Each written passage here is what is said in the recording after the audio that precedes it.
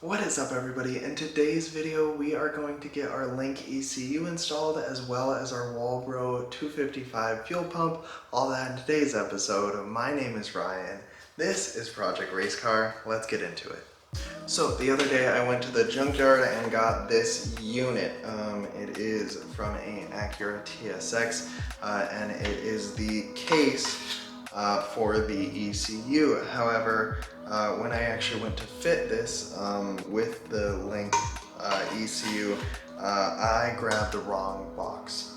So this is for the TSX. I guess the Link ECU fits the RSX, so the cases are actually different. So what I did instead was I got on Togi Factory and got this Link ECU box. So this will actually fit our K-Series Link ECU, and what's super nice about it is it already has the holes on the side and it's quite cheap. Let's get this thing fitted. So we are going to grab our Link ECU and this should just drop right in. Now all of these guys line up and then we will be able to feed it out of this port right here on the back, and then just use these screws to set it in.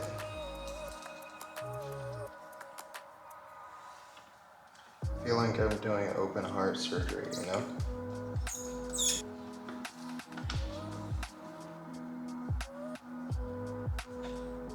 Awesome, so now the Link ECU is all fastened down, and you want to make sure to give it a little wiggle and make sure that all of them are tight without being, too tight. You don't want this thing shaking around too much, but again, you also don't want to over torque it. So now we have everything all fitted up, and this will just live where the factory ECU was, and we have a cable to attach to the laptop and do some tuning whenever we need, but you can see that it fits really nicely and it has this cool design in it to where you can actually see inside the ECU. So as many of you guys know, we are waiting for the wiring harness, and I did actually message the company and I checked in and they are currently 1 to 2 weeks out. So I appreciate your guys' patience while we actually wait for that to be finished. I didn't expect it to take this long, but I know that wiring can just be an excess time frame. So I should have ordered it sooner. If you guys are looking to order your wiring harness, I would order that as soon as possible because it can get delayed very easily.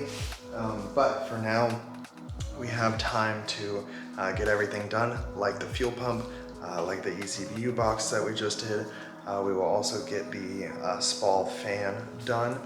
So there is a ton that we still need to work on, and I figured that I would just keep working and get all the bugs worked out while we don't have the car running, and then when the wiring harness comes in, we can just plug everything in and really start diving into everything that we need to work out. I will be making a video about the power steering. I was able to route the lines and run them down.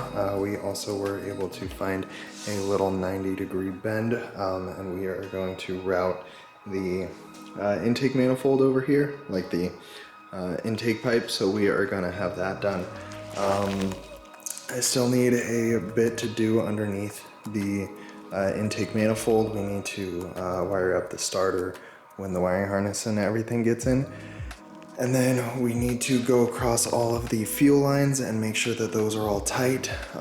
But for right now, we are going to pull up the back seat and get inside the fuel tank. So I decided to open up the garage so that we have moving air so that the fuel isn't too much. But I decided to order a Walbro 255 fuel pump. So just this little guy apparently pumps out a ton of fuel, and then it comes in a little kit. I think that this is just a universal kit, so we will have to figure some stuff out and do a little bit of modifications, but let's get her done. And now the bottom seat is popped out. It's a little bit tight. have to finagle it out.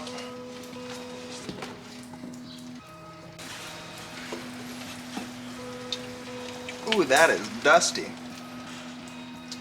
Nice, and then we should just be able to disconnect everything from here. We'll need a couple flatheads, and we will just remove all the lines, and then be able to pop the whole unit out. So, if some of you guys may know, the car has been down for a minute now. It's been about 7 or 8 months. Since I knew I was going to have it down for a while, and since I knew that it was going to be a big project, I went ahead and filled the gas tank all the way. So we will be dealing with a lot of gas. If you have an empty gas tank, it's easier for the sides to rust and for there to get a lot of crud in there. So if you guys know that your car is going to be down for a while, make sure to fill the gas all the way up. That way you don't have that issue.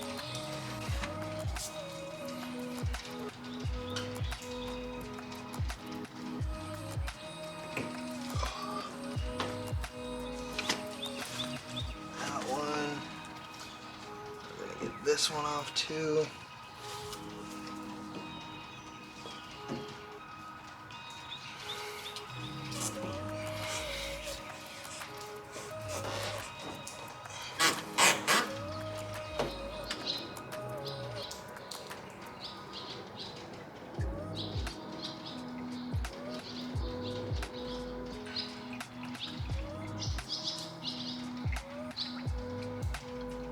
Are you guys feeling lightheaded at all? Yeah, me neither. Me neither.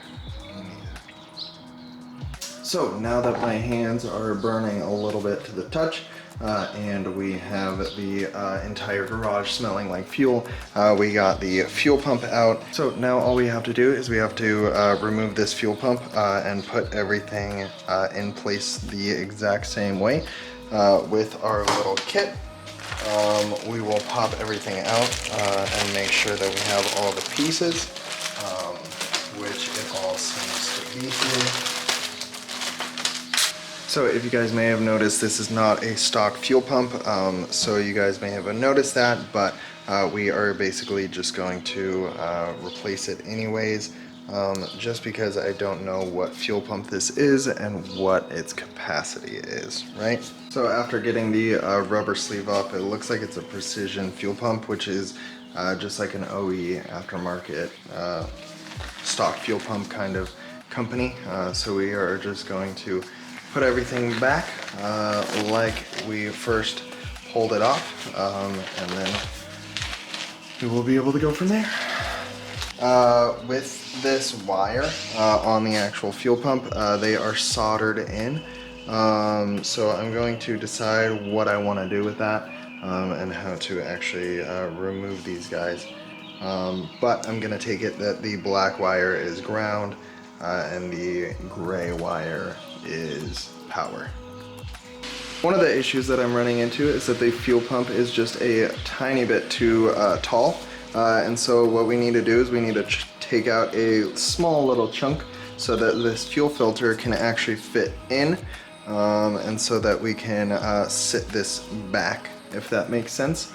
So we are going to just notch out a little piece and make the fuel filter fit. So you can see that that was just enough to actually fit the fuel filter, and then it fits actually really well in here. So with the nice little case on it, the little koozie, this thing should be good to wire up. So I'm going to just take this little resistor, pop it in, and then we will wire this thing up. That's nice and tight on both sides so that we have good fuel delivery. I'm gonna grab a zip tie. Cool. And then we will zip tie this all together. Make sure that it can't have any room to go anywhere. Nice and tight. That guy off. Cool. Now we are just going to connect the ground wire and the power wire and clamp this down. Make sure that it doesn't go anywhere. and then we will be able to throw this bad boy back in the car. Okay, so in the kit, it came with these two connectors, so I decided since these are already soldered on, I'm just going to connect them that way. And I just used a pair of vice grips and they are on there nice and tight. So I shrunk the wire a little bit to kind of get it out of the way, but that should be good enough. And it is all secure. It's a pretty simple job, so just a small cut in there, and then everything else is pretty much just bolt in. Maneuver this in. And this is a pain.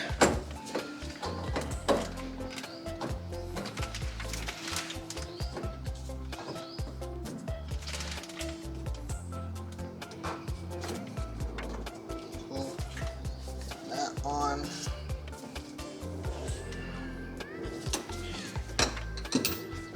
Now you're gonna want to, especially if you have a decent amount of fuel on here, you're gonna want to let this just air out, just this area, so we'll get the fuel pump like hooked up, and then we are just going to let this chill out here and not put the cover on, because we want this to evaporate as much as possible.